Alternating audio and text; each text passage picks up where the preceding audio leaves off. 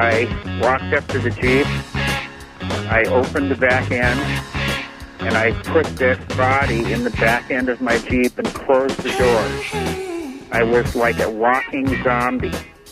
And I crawled into the driver's seat and sat there and thought, what is going on? This has got to be an illusion. None of this is real. And I looked over where my dog normally sat, and she wasn't there.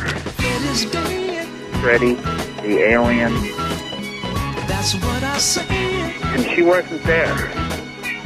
And she was always there. And she wasn't there. And she was always there when I was in this place. And I looked in the rearview mirror and tearing the head off of my dog, ripping her head right in half, blood dripping everywhere, and her literally starting to come apart at the seams. Freddie the Alien.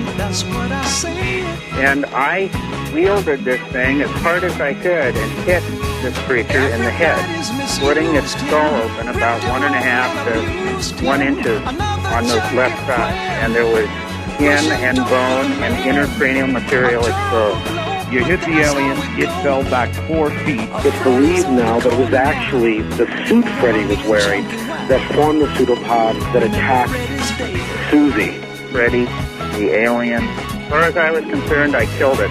And at that point, I basically said, I've got to put this somewhere.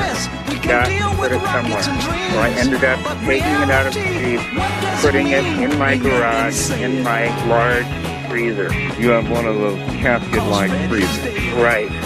So you probably closed the thermal blanket, closed the freezer back up, then what? Actually, I didn't. You didn't? At that point, I opened it up, I brushed it off, and I carried it into the house and put it in my rec room. And I got my video camera out and I videotaped it, photographing it, moving the wound. My mind was spinning out of control. I tried to calm down, and I went to the phone and I called my girlfriend. She wasn't home. And I left a message on her answering machine. Call me as soon as you can. Sure.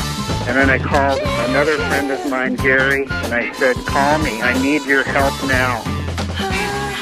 And then I sat down and I tried to calm down. Call me. I need your help now. Freddie the Alien. And as I was in the garage, I heard a sound that was like coming from underneath or inside the freezer. So I opened the lid, which I had done many times. Yeah.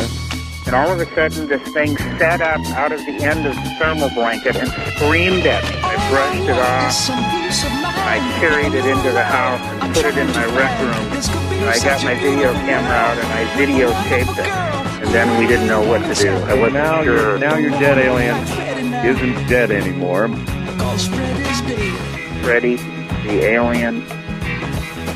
Examining it in great detail with a lot of people, photographing it, moving the wound, taking samples of the blood and the tissue. And now it's alive and screaming at me. Art, later on, I went back out and opened the freezer, and it would stop screaming. It would look at me and watch me, and I would watch it. And eventually, it actually got out of the freezer by itself, sat on the floor, looked at me, and then got back in by itself.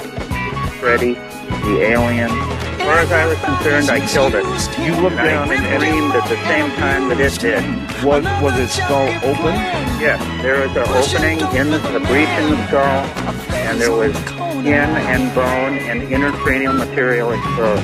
Tearing the head off of my dog, ripping her head right in half. Freddie the Alien. It would look at me and watch me, and I would watch it. Freddie the Alien. My mind was spinning out of control, and I thought, my dog has got to be in the freezer.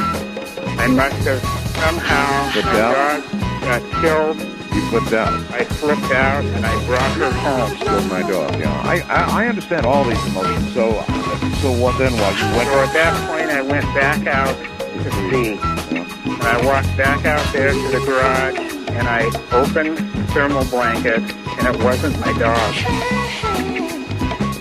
Okie dokie. And she wasn't there. And she was always there when I was in this place.